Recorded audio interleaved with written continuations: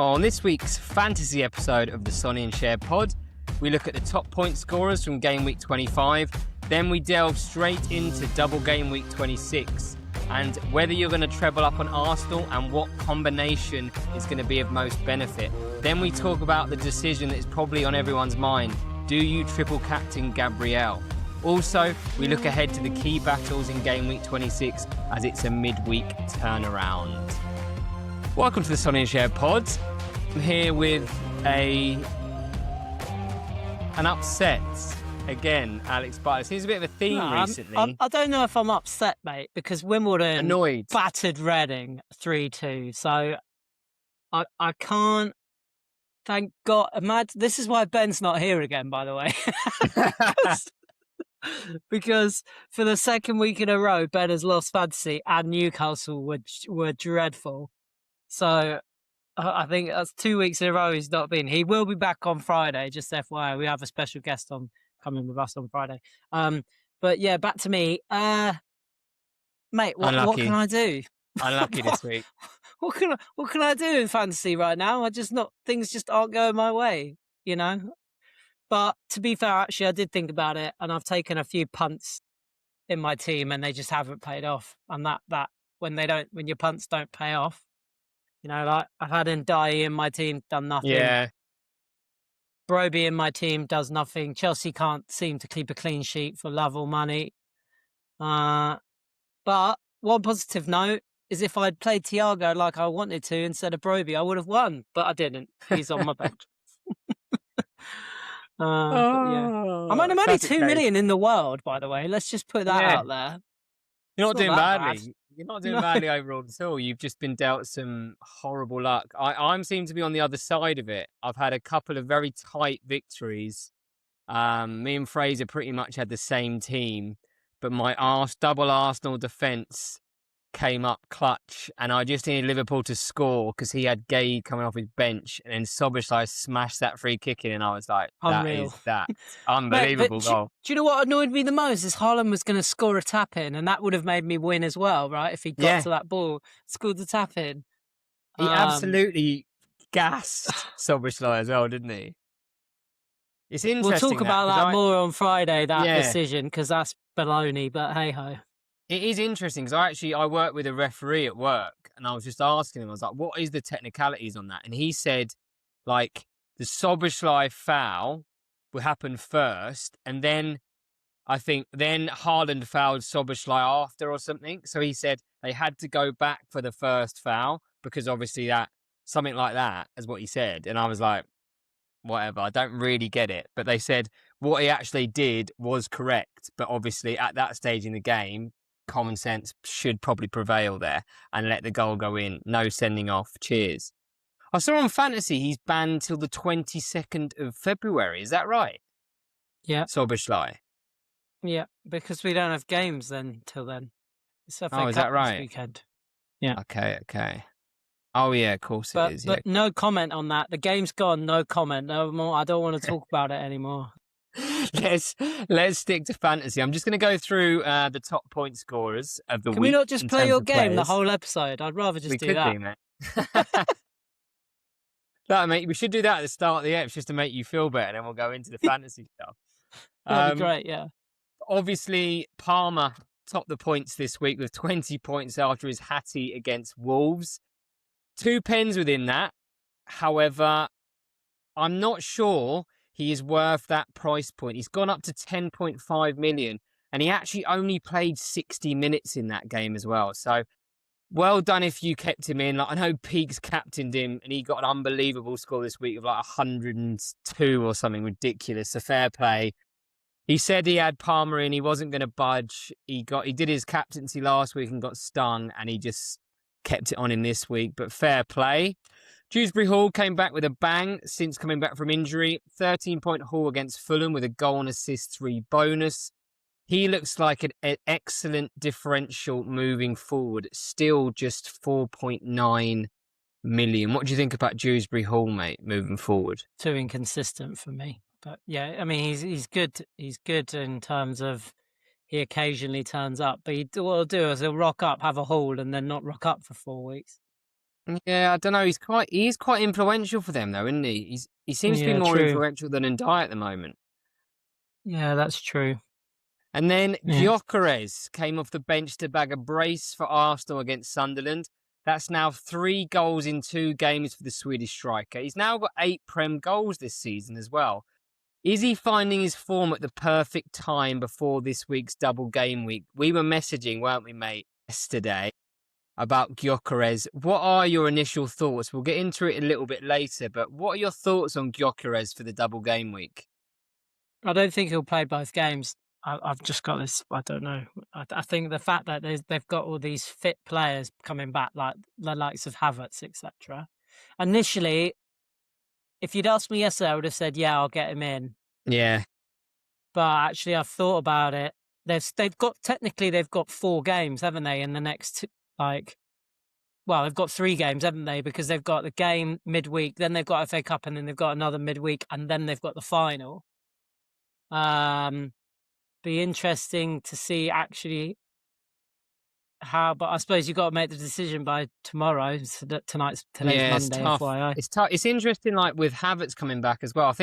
I actually think he's going to use Gabby Jesus and Gyökeres as just rotate them both. Well, I actually quite like Gyökeres coming on in like the 60th minute as like a finisher. He seems a lot more relaxed. Like hasn't got as much pressure on him. Do you know what I mean? He's just coming on, right? You go and finish the game for me. Just run your heart out for 30 minutes, and if you get a chance, take it. And he seems to be doing well. But I completely agree. I do not think he's gonna play 90 in both games. And he's the most transferred in player right now. Nearly 300,000 times people have transferred Crazy. him in.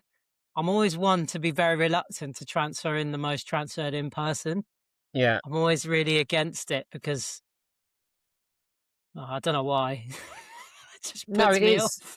It is. No, I do. I'm not sure about him. We'll talk about him later when we talk about Arsenal for that double game week. Then finally on my list was Dango Atara. So he put in another excellent performance for Brentford against Newcastle at the weekend, scoring 12 points with a goal and assist, 2 bonus.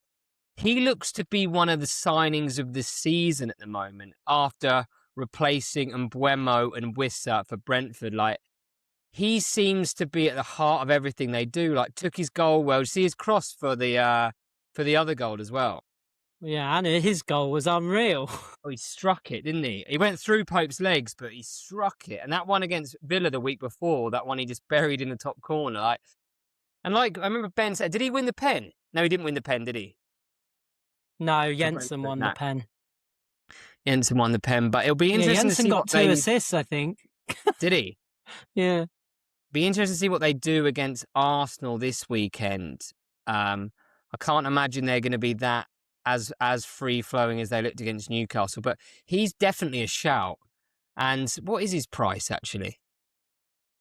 5.8, and he's 0.4% owned. That is crazy. Really? And they're at home against Arsenal, aren't they?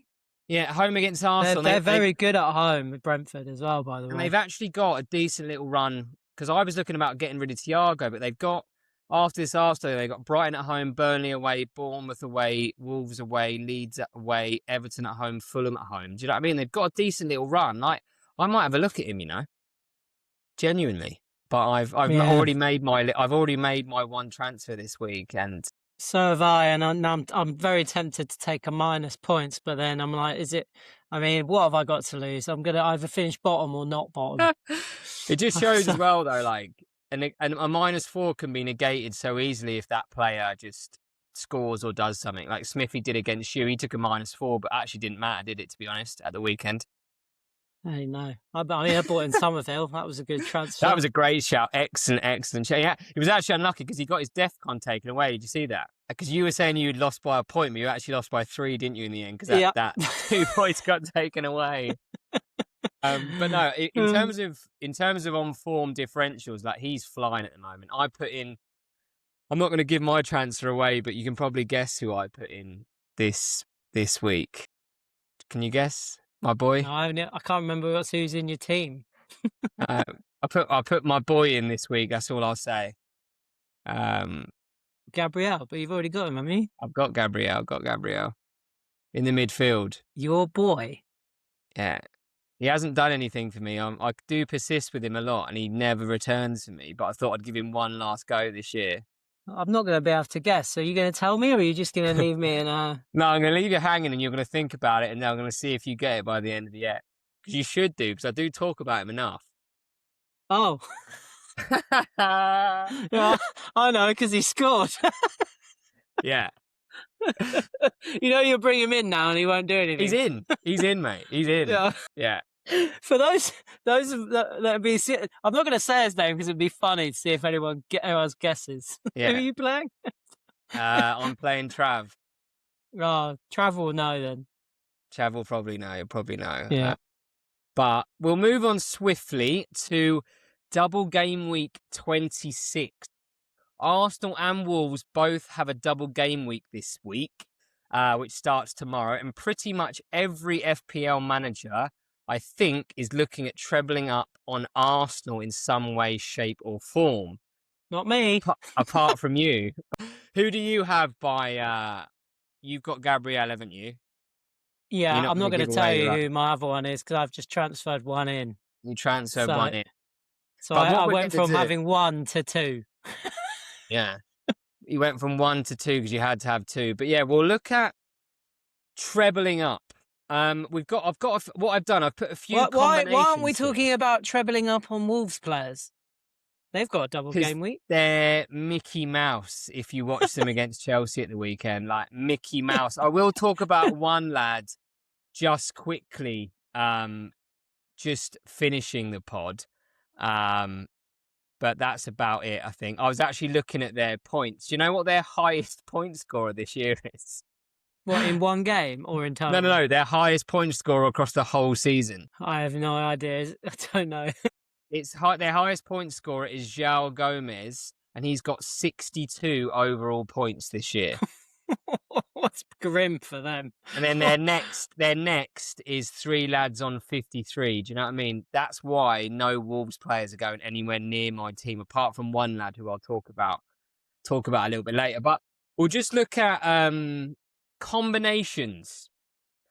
I'm gonna say probably the most common at the moment is Timber, Gabriel, and Rice, and then sort of differences from that. You could change Timber to Raya, you could change Timber to Saliba, you could change Timber to Calafiori, but I think Rice is going to be in a lot of teams along with Gabriel. It's just who you pair with Gabriel and Rice. But just before I go into a few more combinations, mate, like I know you've only got 2, but if you had Rice and Gabriel, who would you pair with them to make it a triple up? Going into this game week? Probably Timber's probably the safest shout. I do want to just, as I said about 5 minutes ago, Arsenal have got a lot of games in the next 2 weeks. I will be very doubtful. I mean, who have they got in the FA Cup this weekend? Let's have a quick look at that. Yeah, have a look, yeah. While I'm just looking that up, realistically, are they all going to be playing every game? They've got Wigan on Sunday, so okay, fine. So they'll probably play the B team in that. But with the cup final coming up, that mid game week before City, and it's Wolves. Yeah, I think you can only go with guaranteed starters, right? So for me, obviously, Gabriel's probably a guarantee because he's like a game changer. And probably Raya in goal because he's going to start, right? They're not going to, and the only time they're going to rest Raya is probably in the FA Cup game against Wigan, where they'll play Kepa.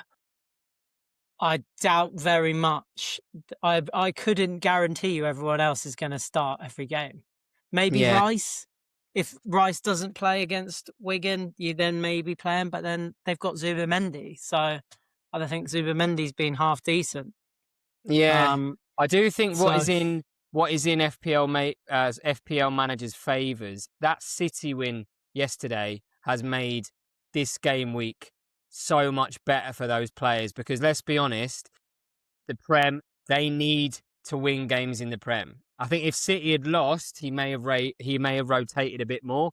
But I think now City have won and they're right up Arsenal's arse. I really think that he's going to play his full strength team, particularly I just think it's going to be midweek. funny that loads of people are going to take minus points this week, right? Especially Yeah. in our league, to triple up on our 3 Arsenal players.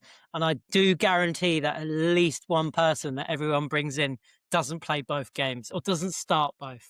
Yeah, it's going to be that. It's a tough one. It's a tough one to get right.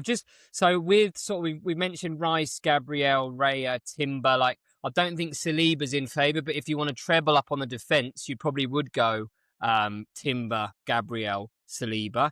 But I think Ray is probably a better pick than Saliba because, like you said, he's going to be playing in goal in the Prem. But just 2 other players. You mentioned Zubimendi already. I was actually chatting to Peaks again, classic. I don't know if he's actually telling the truth when he says these things to me, but he was actually debating putting Zubimendi in this week as a differential. He said he's going to do it, but Zubimendi is 5.2 million, only 3.8% owned, and he's actually now gone up to nearly 5% owned today. Has he? Oh, interesting. So he's now joint with Saka as Arsenal's 5th highest point scorer this season with 101, which I thought was very, very interesting. Like, if I look at his last few games, 2 back-to-back 10-pointers with 2 goals. But again, he's going to be very sporadic. But if you get him in at the right time, he did score 10 points with an XG of 0.03 against Sunderland. So I wouldn't be backing him on those stats, but let me have a look at his DEFCON as well. What's his DEFCON's not great, to be fair. 9 DEFCON points he got against Sunderland. He got 11 against Leeds. It's not consistent enough, is it? It's not consistent. Whereas Rice, on the other hand, is very good for DEFCON. He got it again at the weekend. But yeah, Zubimendi, shout out to Pigs again. Like, I'd love to have him to see if he put him in his team or if he's not just chatting shite like normal. I think that Palmer captaincy pick went to his head at the weekend as well, which cracked me up. But the other one we'll just talk about quickly is Gyökeres. 8.7 mil, 12% owned. Like, for me, I think the price is way, way too much. What do you think to get him in? Like you said, I don't think he's going to get enough minutes for that price point. No, I'd agree. I don't think for that amount of money he's going to be playing. He's not guaranteed to start both Prem games. He may even start him against Wigan to give him some more confidence in front of goal, right? And then if he does well there, maybe then rest him in the game against Wolves and then play him in the final against City. But we'll see. I don't know. I'm intrigued to know how they're going to how he's going to use him. Realistically, we know for a fact, right? We talked about it right at the beginning of the season. Gyökeres isn't a big game player, is he? Doesn't score. No. He doesn't really favour well against the big team. So you know what? He could play him against Wolves and he gets a hat trick. So I think he probably will start against Wolves. That's the thing. Like I don't think he'll play against City in that cup final. So I think that's where it will probably go, but we'll see. Yeah. And the last on the list, I was chatting to you, wasn't I, yesterday about him. So do you look at maybe taking a little punt on Kai Havertz? So he started the last 2 games on return from injury. However, only played around 60 minutes in both, registering an assist against Sunderland. He's 7.3 million, only 0.7 owned. A massive, massive differential. But the only downside, I think, in FPL this year is he is a forward. So I wouldn't be picking him over the likes of Gyökeres. When I saw that, it really, really... Because I actually thought... I don't know why I thought this. He was on the game as a midfielder. But he is a forward on the game, which really, really puts me off. But huge differential. I'm sure a few people will have him. And obviously a few people have at 0.7% owned. But what do you think about Havertz? It's got to be... Wait a few more games to see what he's doing before putting him in? Yeah, I think he'll play. I think he'll play a fair few minutes over the next few games. But I just don't. Again, there's too much uncertainty around his value of him actually playing significant minutes. Yeah. Again, he's probably one for playing against Wigan to get his match fitness up. Yeah. Agreed. And then if he plays well there, he's another one that could start against City, given how Arsenal will want to play against City. He's probably more likely to play in that cup final than Gyökeres, I would say, because I don't think they'll want one big striker. No, Look how Liverpool did tear City open by having Verts in that little hole in front of the back four. So wouldn't be surprised to see Havertz play there. So yeah, definitely. Prem wise, probably not. So we'll just conclude this little Arsenal section with triple captain. Is triple captaining Gabriel an option in game week 26? So just to give you a bit of context on the triple captain before we discuss, Arsenal and Wolves obviously have this double game week, but if you're thinking about holding the triple captaincy, see potentially have a double game week in weeks 33 or 36. We don't know which one yet. So if it was in game week 33, they'd be playing Arsenal and Burnley. And if it was week 36, they'd be playing Brentford and Palace. So interesting to think about that. We were chatting just before we started recording, but I'm really debating it this week. And I'm sort of weighing up the upside and downside of holding it to do it on Haaland or doing it on Gabriel. The obvious thing with Gabriel, if Arsenal do keep 2 clean sheets, you've got a minimum of 36 points right there, which I think for a triple captain is an excellent return. Obviously, Gabriel's quite good at DEFCON as well. If he pops up with a goal, you're looking at an absolute monster haul. That would be my thought. Like, is Haaland has to score 2 goals in those 2 games to get 12, 13 points. Obviously, he can do that. But if he blanks in both, then you are in trouble. You probably would back Haaland to score at least in one of them. But I think with Gabriel, there's just huge upside. But again, if they do concede, it's tough. But what do you think about that triple captaincy, mate? Yeah, I think Gabriel would be enough. I think there'll be a lot of people using it this week on Gabriel. Wouldn't surprise me. And I think as well, as you say, that you get more points as a defender at this season, especially like if Haaland only gets 1 goal in that 1 game week, but Gabriel keeps a clean sheet, he's already won. He's already won on that captaincy pick, hasn't he? Yeah, I wouldn't be surprised to see loads, even if people just captain him instead of triple captaining him. Yeah, I think captaincy is a great shout. But we could see other Arsenal players as captain, right? We could see Rice. Yeah. People captain Rice. We could see people take a gamble and captain Gyökeres, given the form that he's been in recently. I think I'd be surprised if we don't see Arsenal captains this weekend. I think I'll say across the board, isn't it? Yeah. There'll be those 1 or 2 weird people like the La League who will captain Harry Wilson because he thinks he's cool, and you'd be like, "What are you doing?" And then blaming Harry Wilson for not coming through. I'm like, "Oh, I could have told you that." Just a little shout out to our head-to-head league. I know in previous years we've done the league, people have saved that triple captain for the playoffs. Do you think that's going a bit out of style now, a bit out of fashion? Do you think with these double chips, people are actually using them within the games up to game week 35 so they can actually win games? Or do you think, what do you think about the triple captain? Yeah, so that's a good point, actually. Why don't we do an episode on that further down the road of those who are in the playoffs to see what chips they've got left and see if they actually are hoarding for the playoffs and if they're not. Yeah. Normally a good indicator is looking at Nixie and seeing he normally holds all his chips. He did that last year and then went out in the first round. Yeah, he did, yeah. He's got 3 chips left, so I wouldn't be surprised if he holds on those. But it depends how desperate you are, I think, in the league. Yeah. Depends how desperate you are to get points. Like, I can guarantee you're going to be playing your triple captain this week.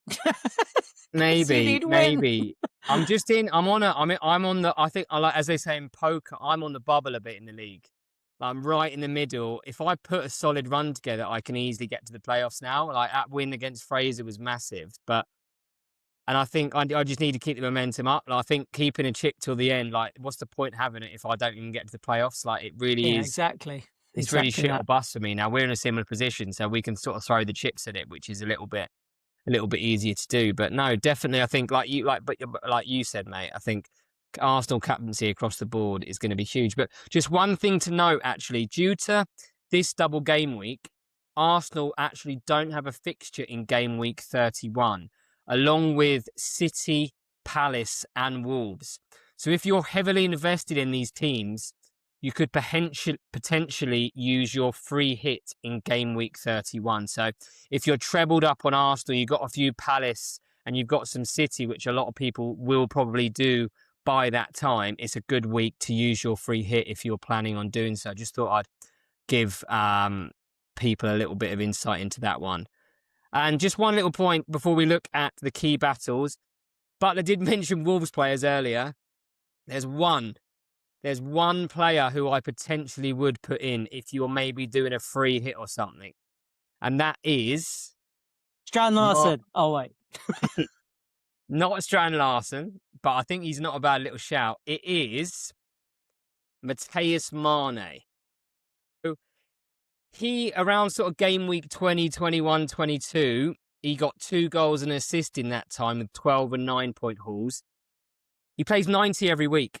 He's probably been their best player this year. If you actually watch the game against Chelsea, just before Wolves scored, he hit the post. Did you see that?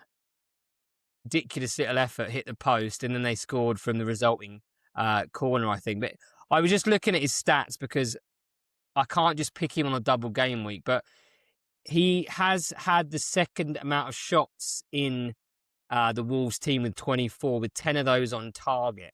So the most on target shots, that's all I can go from, really. There's not a lot there. I think he's quite influential. Unfortunately, he actually, I think, plays in midfield as a number 10 for Wolves, but he's on the game as a forward. I think he'd be much more interesting asset if he was a midfielder, when those goals would be an extra point. But what do you think about Mane? I'm definitely not going for it. What do you think as a little left wing pick there? No. Simple answer, no.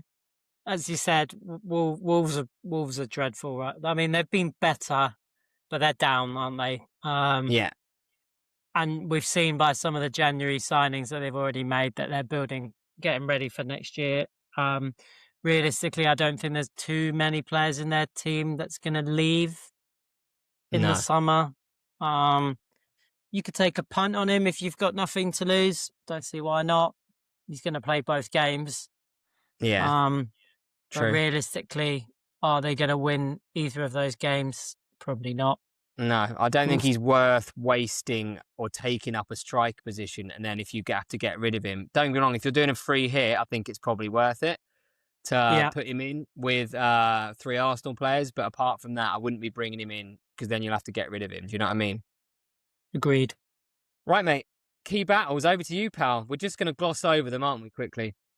Yeah, we'll gloss over them quick and then we'll call it a night. For those of you that don't normally listen to this episode, we don't normally talk about our league too much. But with the game week being tomorrow, which is tomorrow is Tuesday, we thought we'd look at the key battles for game week 26 and then we'll review them as normal on our Friday episode with Ben. So I'm going to just quickly share my screen and we're going to share the fantastic FPL Rivals, the Rival FPL site. So we can got it all in front of us. So here we go. So the first key battle is actually myself against Farney. It is a trophy building key battle. Both of us, let's just be really clear here. Here we both are down near the bottom 2 in the league. Not looking great. Both on the same amount of points. Both aren't really winning games of late. However, I would say I think I'm in better form than Farney is, but he has got all his chips still to use. So I won't be surprised if I see one of those being used against me, which would be just pure typical. I'd say that's typical. Definitely. If that is one of those is used against me. Farney's averaging 38.4 points in his last 5 games compared to me, where I'm averaging nearly 54 points. He's got 2 transfers. I've got 1. Our teams are significantly different with only 4 players shared that, and that being Chalobah, Semenyo and Gay, and obviously Dubravka. I think everyone's got Dubravka as their second keeper, so everyone shares him. Looking back to last week, Farney only scored 40 points, leaving nice Dean Henderson and Gurhey on his bench. and Casado, whereas I picked up 62. But lo and behold, this will be a week where someone goes and scores another 80 points against me, and I'll get 70 odd and still lose. So we'll we'll go from there. I mean, looking at Farley's team, it's a pretty solid team. He's already got 2 Arsenal players. It wouldn't be surprised seeing another one come in with a transfer. Be interesting to see who. That pick of Wissa is the weirdest pick. Yeah, that is It's very, very rogue. left field. Yeah, it's very bold. He's got to be the only one to have Salah as well, hasn't he? Realistically. Yeah, Sure. and he captained Salah, which again is brave. Salah was, again, he didn't really look himself. He's not really No. looking himself in that City game. There were times where he probably could have shot and he didn't, and vice versa. But I mean, Wissa is even worse. That game against Brentford, my God. Yeah. He was dreadful. But yeah, that is the key battle for the first one for game week 26. The next one actually makes it a little bit more interesting, and we're going to Peaks versus Connor, 6th versus 8th. Big one. Peaks coming off the captain of Parma this week. Both have only won 2 of their last 5 games. Peaks is averaging nearly 56 points in the last 5 weeks. Connor nearly 52. Both have 3 chips left. I wouldn't be surprised if we see 2 triple captains being used against each other here, cancelling each other out, which would be hilarious. And again, their teams are not very similar. Only 5 shared players. Again, Dubravka, we can probably count him out as being a shared player because he's not really going to start. Gabriel, Rice, Fernandez, and Haaland are the other ones. Apart from that, their teams are significantly different. In fact, Connor's team is very much like mine. However, I don't have Rodgers or Mbuemo. So it's again, if Peaks comes off 102 points, by the way, mad of week. last week. Fair play. And Connor comes off 79 as well. So 2 really good point scoring teams over the last week or so. So this one has the hallmarks initially of being quite a good one going in, with Peaks only having 2 Arsenal players. So he's probably going to use a transfer to bring another one in. And Connor already has 3. So I don't expect those to change. If you actually look at their overall ranks, Peaks is 407,000 in the world and Connor's 643,000. So they are really, and their team values are pretty much exactly the same at 103 and 103.3. Like, this really is a shootout, I think, but the teams are very, very different. So a big game in the, where are they both in the league? 6th and 8th, like 6th huge, and 8th, yeah. Huge. If Peaks wins, he really jumps into that sort of top 5. And if Connor, I actually need Peaks to win if I want to make that little the gap smaller. If I win and Connor loses, I make it smaller. So we'll see. Yeah, we haven't really talked about Connor for a while. He kind of dropped off the radar a little bit. He did a little bit. He's not having a great league. Yeah, he's not had a great bit of form, has he? Like you said, he's not in it. 1 win in his last 2 wins in his last 5. Not ideal. It's very interesting to see, like, the top of the league and the bottom of the league. The form is literally the polar opposite, isn't it? Yeah, we're not talking about that anyway. Right, no. Moving on. I had to, just because Ben is going to be back on the pod for Friday, and we do have Anna. We will have a special guest, and that will be Andy Jackson. So I had to.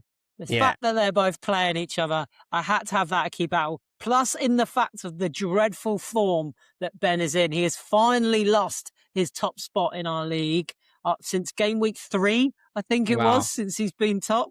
So a huge 22 weeks at the top has come to an end. His lead is now vanished. And as you can see there, he's lost 3 of his last 5, and he's averaging only 53.2. 2 chips left to play. Andy Jackson lost his 5-game winning run came to an end this weekend, but he's still averaging close to 60 in his last 5 games. Again, only 6 shared common players: Gabriel, Fernandez, Semenya, Haaland, and Matty Cash. And if we look at their teams, weirdly, they both started Dubravka this weekend, which is one that I haven't seen for a very long time. They've both got some real random oddball players in their teams. But Andy only has 2 Arsenal players, one of them being Saka. Now, just remember, he's only got 1 free transfer.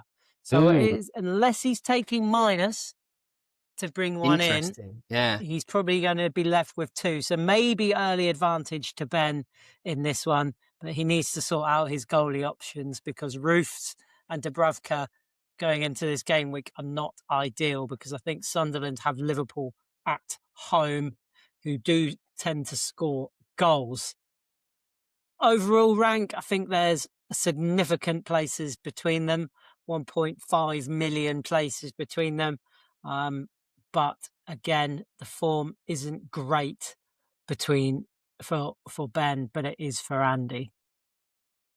Then lastly, our last key battle for this week has to probably be another battle at the bottom between Trotty and Jordan. This again is huge. It's 19th versus 17th. I think there's only 2 points or 3 points between them.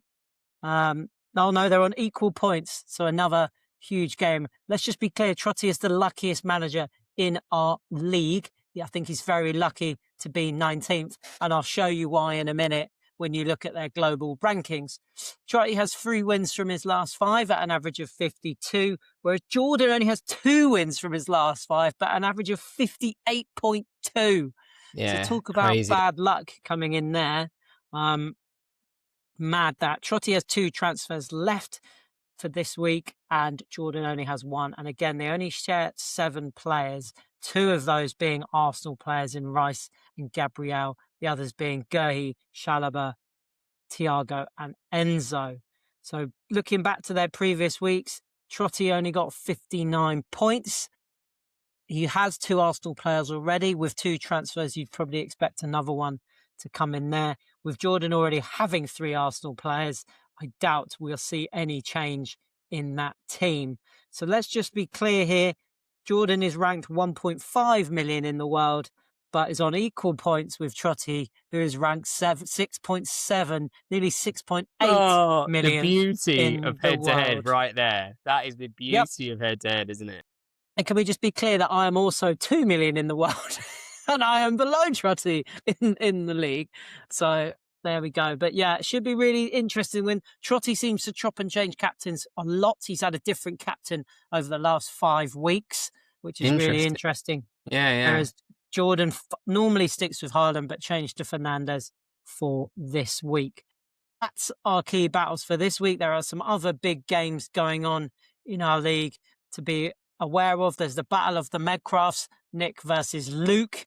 That's going to be another big one. We've also got Siege playing Trav, trying to keep your run going. And we've also got the informed Smithy and the informed Matt, who have both won 4 of their last 5, going up against each other with a very similar point score. But just before we finish, just quickly looking over our league, we have a new league leader. That is Stuart Balfour. And boy, has he let us know about it in the WhatsApp group tonight. Got the group going, to be fair, which was great. But so he's now sits top. Ben's 9-point lead at the top of the league is now completely evaporated, and he is on equal points with Nixie and Matt, and could fall further if he loses again this weekend. There we go. Those are the key battles. Tick. Boom. Done. That's it. Looking forward to a little midweek. Just to let everyone know, the deadline is 6:30, is it, tomorrow evening? Let me just check that and confirm it.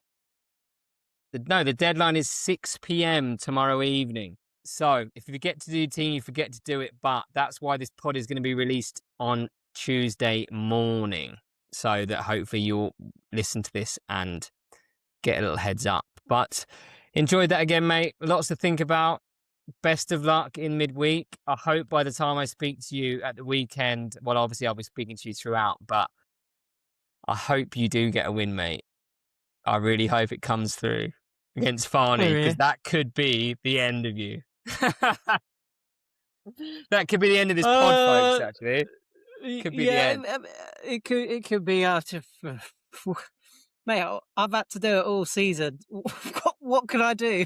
That's it. It's just the way of the game. But it is. Yeah.